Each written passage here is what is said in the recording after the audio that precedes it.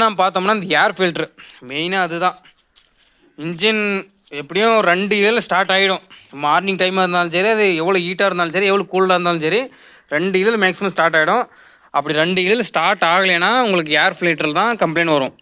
ஏன்னா ஏர் ஃபில்ட்ரு ஒரு 20 ஹவர்ஸு அந்த மாதிரியே மாற்றிடுங்க. ஏன்னா இது நம்ம ஓட்டுற மிஷின் ஓட்டுறது எல்லாமே டஸ்ட்டு தான். ஏன்னா அதில் நெல்கதில் நிறைய டஸ்ட்டு தான் வருது. அந்த டஸ்ட்டெல்லாம் நம்மளுக்கு இந்த இடத்துல தான் வந்து ஸ்டோர் ஆகும். ஏன்னா நம்ம மிஷினை ஃப்ரண்ட்டில் தான் நூக்கின்னு போகிறனால ஏர் அப்படியே பின்னாடி வரும். ஏன்னா டஸ்ட்டு கலந்த ஏர் தான் மிஷின் மேக்ஸிமம் வரும்.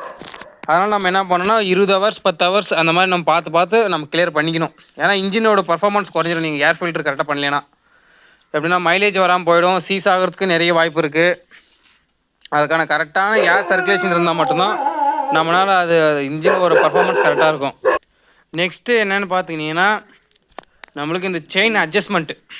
ஏன்னா நம்மளுக்கு இந்த சின்ன செயின் வந்து ஆட்டோமேட்டிக்காக அட்ஜஸ்ட்மெண்ட் ஆகிக்கும். பார்த்தாலே தெரியும் பாருங்கள். இது வந்து இப்படி முன்னே போனால் லூஸ் ஆகும் செயின், பின்ன வந்தால் நம்மளுக்கு ஆட்டோமேட்டிக்காக டைட் ஆகிட்டு வந்துட்டே இருக்கும்.